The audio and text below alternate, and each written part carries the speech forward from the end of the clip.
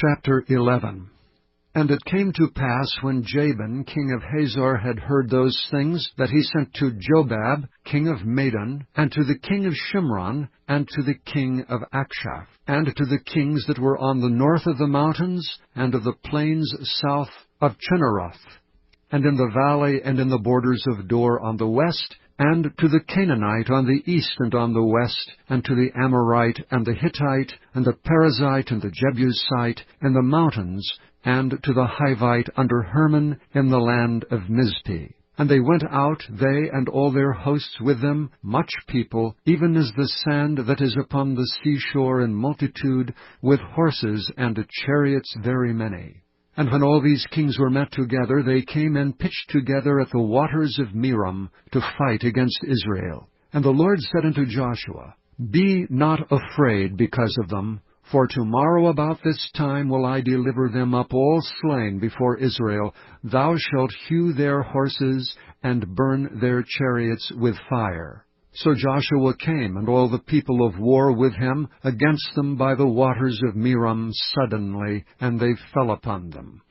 And the Lord delivered them into the hand of Israel, who smote them and chased them unto great Zidon, and unto Misrephoth-maim, and unto the valley of Mizpeh eastward, and they smote them until they left them none remaining. And Joshua did unto them as the Lord bade him. He hewed their horses and burnt their chariots with fire. And Joshua at that time turned back, and took Hazor, and smote the king thereof with the sword, for Hazor before time was the head of all those kingdoms. And they smote all the souls that were therein with the edge of the sword, utterly destroying them. There was not any left to breathe, and he burnt Hazor with fire. And all the cities of those kings, and all the kings of them did Joshua take, and smote them with the edge of the sword, and he utterly destroyed them, as Moses the servant of the Lord commanded. But as for the cities that stood still in their strength, Israel burned none of them, save Hazor only. That did Joshua burn. And all the spoil of these cities, and the cattle the children of Israel took for a prey unto themselves, but every man they smote with the edge of the sword, until they had destroyed them, neither left they any to breathe. As the Lord commanded Moses his servant, so did Moses command Joshua, and so did Joshua. He left nothing undone of all that the Lord commanded Moses.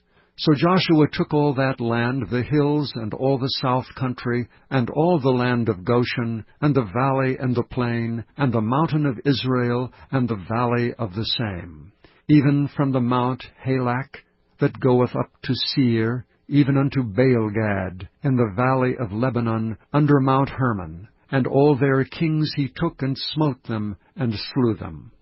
Joshua made war a long time with all those kings. There was not a city that made peace with the children of Israel, save the Hivites, the inhabitants of Gibeon. All other they took in battle. For it was of the Lord to harden their hearts, that they should come against Israel in battle, that he might destroy them utterly, and that they might have no favor, but that he might destroy them, as the Lord commanded Moses. And at that time came Joshua, and cut off the Anakims from the mountains, from Hebron, from Debir, from Anab, and from all the mountains of Judah, and from all the mountains of Israel. Joshua destroyed them utterly with their cities. There was none of the Anakims left in the land of the children of Israel. Only in Gaza and Gath, and in Ashdod there remained. So Joshua took the whole land according to all that the Lord said unto Moses, and Joshua gave it for an inheritance unto Israel according to their divisions by their tribes, and the land rested from war.